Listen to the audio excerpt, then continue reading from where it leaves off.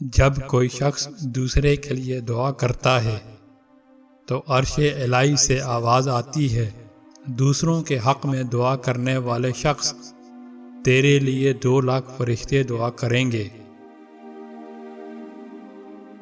ہر شے کے لیے دلیل ہے، اور عقل مند کی دلیل غور و فکر کرنا ہے، اور غور و فکر کی دلیل خاموشی ہے۔ ایک مرتبہ موسیٰ علیہ السلام نے اللہ تعالیٰ سے عرض کی، اے رب، تیرے بندوں میں تیرے نزدیک کون زیادہ عزیز ہے؟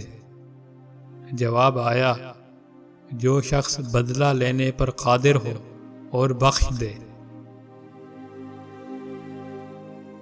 نیکی کی طرف بلانا اور برائی سے روکنا۔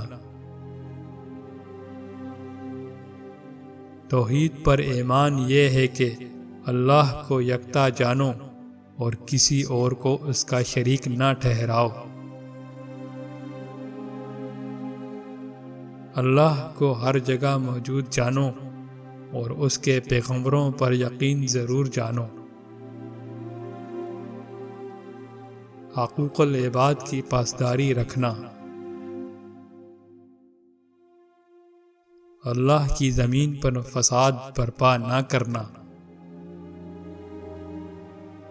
اللہ کی عبادت کرنا اور غیر اللہ کے سامنے سر نہ جھکانا۔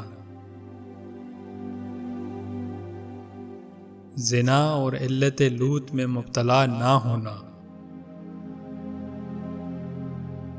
اللہ کی حلال کی ہوئی چیزیں استعمال کرنا اور حرام سے بچنا۔